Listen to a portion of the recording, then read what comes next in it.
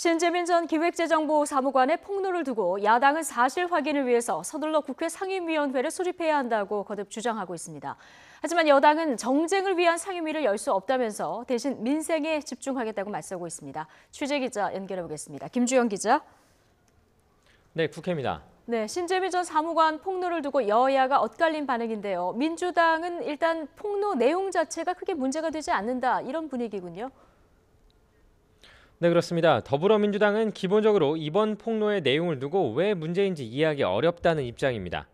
경제정책과 관련해 청와대와 기재부가 서로 의견을 나누는 것이 문제가 될 수 없는 데다 결국 기재부의 방침대로 정책이 진행됐지 않느냐는 겁니다. 야권에서 주장하는 국회 상임위에 대해서도 민생 법안을 논의하고자 하는 것이라면 적극적으로 임하겠지만 정쟁을 위한 것은 바람직하지 않다고 선을 그었습니다. 대신 민주당은 민생에 집중한다는 방침입니다. 이해찬 대표는 고용을 창출할 수 있는 현장을 자주 방문해 기업인들의 애로사항을 듣고 당정 협의를 통해서 정책에 반영하는 게 중요하겠다고 강조했습니다. 홍영표 원내대표도 경제 역동성을 살리려면 혁신이 있어야 한다며 규제 혁신을 위한 입법에 최선을 다하겠다고 밝혔습니다. 홍 원내대표의 말 들어보겠습니다. 4차 산업혁명 시대를 주도할 기술이 규제 샌드박스를 통해 상용화될 것이라고 기대합니다. 이를 통해 더 많은 혁신 기업가들이 나왔으면 합니다. 이와 관련해 민주당은 오늘 오전 당내 민생경제 관련 위원회 연석회의를 열고 민생 활력을 높이기 위한 세부 방안을 논의했습니다. 자유한국당은 공세를 더 강화하고 있는데 오늘 긴급 의원총회도 열었죠? 네, 그렇습니다. 한국당은 신재민 전 사무관의 폭로로 드러난 부분에 대해 진상규명이 필요하다는 입장입니다. 오늘 오전 10시 열린 긴급 의원총회에서도 여러 부분에 대한 문제 제기가 있었습니다.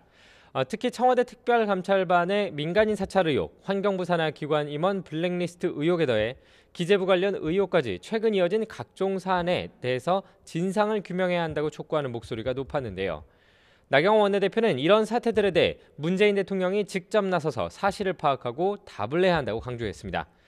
또 집권여당인 민주당이 기재위 등 상임위 소집에 대해 협조하지 않고 있다며 진상규명을 위해 소집에 응해야 한다고 촉구했습니다.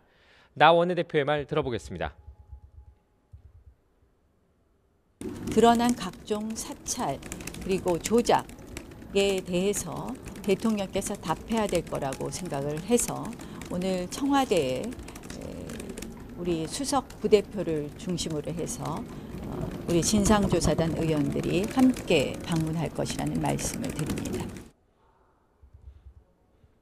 이와 관련해 오늘 오후 2시 정양석 원내 수석 부대표 등은 관련 서한을 청와대에 전달할 예정입니다.